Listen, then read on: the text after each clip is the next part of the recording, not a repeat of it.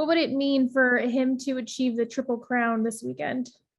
I think it'd be pretty special. I think it's a great reflection, like you said, of the team, but of his accomplishments within the team. And, he's been such a special player, not only this year, but really since we drafted him 4 years ago or, 5 years ago. And love Cooper Kupp. It'd be outstanding, Lindsay.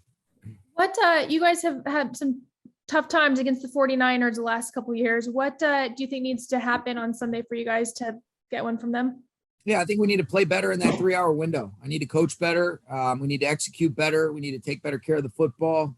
All the things that are indicative of playing good, clean football. It's a really well-coached team. They've got great players, good schemes, and so we got to be on the screws, but we're excited about the challenge. Thanks. You're welcome. Claudia? Hey, Sean, every team you play pays a lot of attention to Cooper Kupp, obviously, but Matthew Stafford can still get him the ball. How much pride and satisfaction do you get when you see Matthew and Cooper beat a double or triple coverage?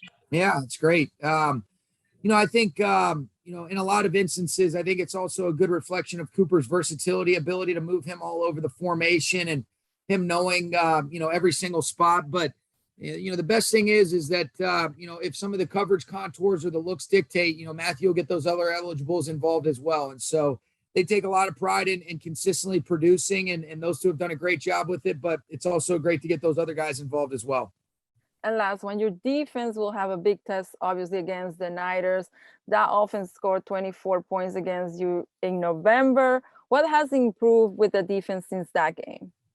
Yeah, I think, I thought in a lot of instances, the Niners are a really good offense. They do a great job of being able to control the pace of the game, being able to run the football, and then the actions and different things that come off of it. But, we've just got to play good, sound football, snap in and snap out, good execution.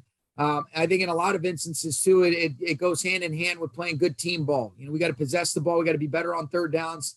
Can't turn it over. And those are all good team goals that I think, in essence, will help our defense be better as well. Thank you, Sean. You're welcome. Jordan? Hey, Sean, did Cam Akers practice today, and what is your assessment of his availability for Sunday?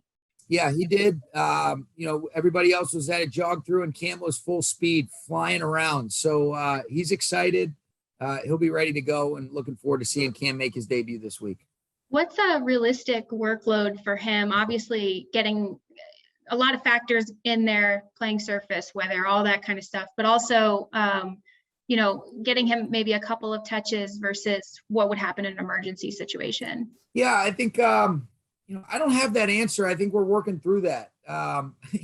He sure looks good. He looks like he could carry it, play a lot of plays, but I do think you want to be smart with an incremental approach.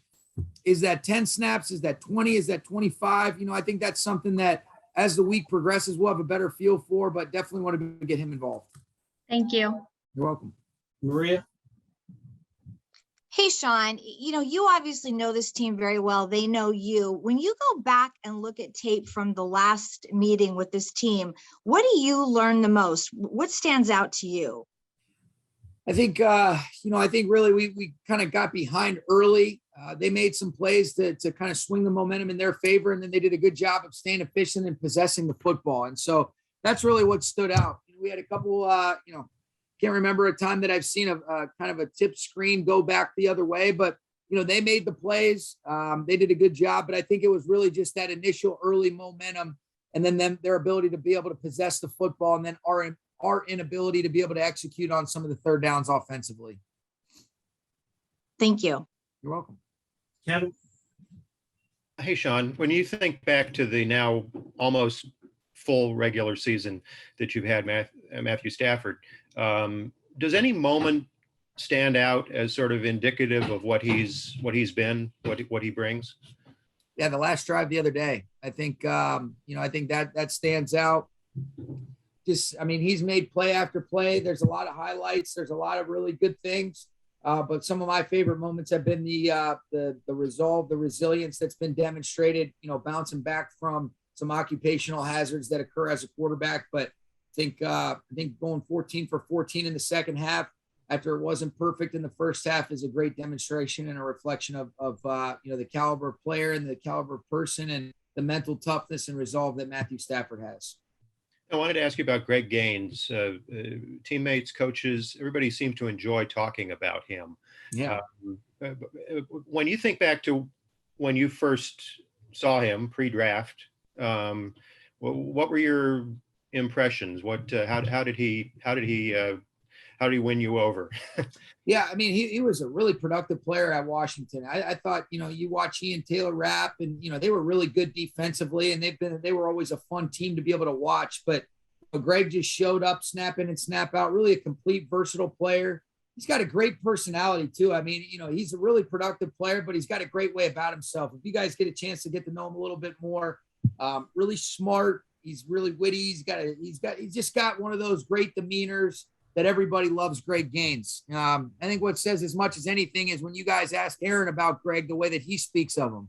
Aaron isn't a guy that passes out praise easily. You earn his respect. And I know Greg has certainly done that. He's done a great job. I thought he battled back from that hand surgery and really made some big time plays. I thought arguably one of the plays of the game was on 2nd down and 2 from the 2 when he and Taylor Rapp ended up having that -2 stop. There's under 7 minutes left in that game. It was 1st and 5. They get 3 yards on 1st down. Then it goes to a 2nd and 2. He ends up beating the center. And then he and Rapp make a stop in the backfield that got them to a 3rd down and 4. They take a delay. It goes to 3rd and 9. And that ultimately made them settle for a field goal, which is what gave us a chance to win that game. And so he's made play after play like that. Everybody loves Greg Gaines. And that's why I think people, he's earned their respect. And then he's also a really likable guy.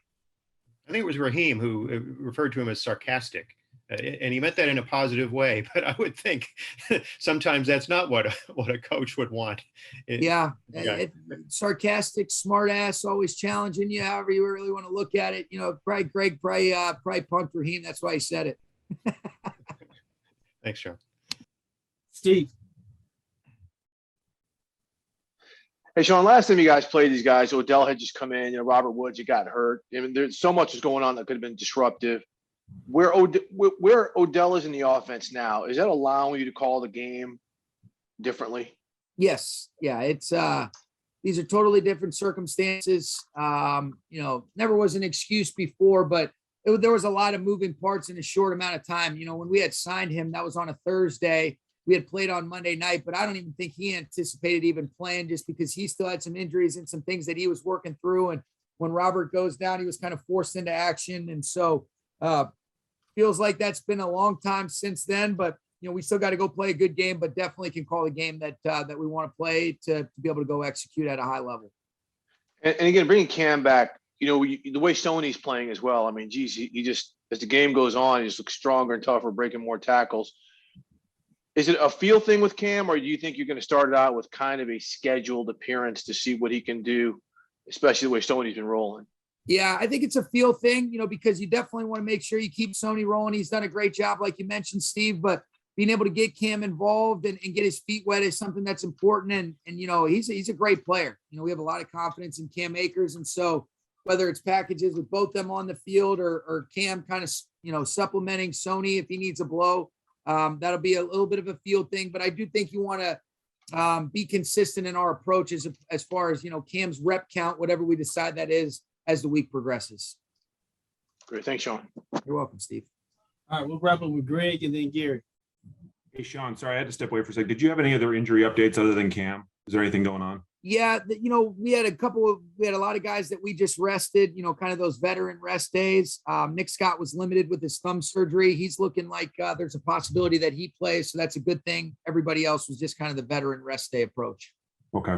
And Van Jefferson played significantly fewer snaps than he has in recent weeks. Has he got anything nicked up? Is he banged up, or was it just a personnel decision? No, he's feeling good. It was just kind of just the flow of the game, but he's still a really important part. Nothing changed, and you could expect to see a lot of Van this week. And Ben got some more snaps in his place. What did you like about what he was doing? I think he did a great job. Did some really good things without the ball. I thought he made a key clutch catch on the drive that ended up being the go-ahead touchdown. They were in a man coverage. He was kind of running a little stick nod route and, big time catch. Did a good job, without the ball. And you can see the game's not too big for Ben Skoranek. He's an added element, gives us some depth, because we've played in a lot of situations where we're playing with 3 receivers at a time, he ends up adding a 4th receiver that can really supplement all 3 spots as a way of kind of giving those 3 starters a blow. Thanks, Sean. You're welcome. Gary. Hey, Sean, is there any scenario in which Cam Akers would be inactive or would not play on Sunday? Not unless there's a setback or a change, in terms of how he's feeling. But if he continues to progress and he's feeling good, I expect him to be able to play this week. And Cooper, if he stays on pace, looks like we'll finish the season as the triple. They're winning the Triple Crown of receiving anyway. Jerry Rice, Sterling Sharp, and Steve Smith have done that. I was just wondering what your impressions of those, your memories or whatever impressions of those guys were individually, and what you think they and Cooper kind of share in terms of qualities as receivers. Well, incredible competitors, all 3 of those guys. To be mentioned in that same category is a true compliment.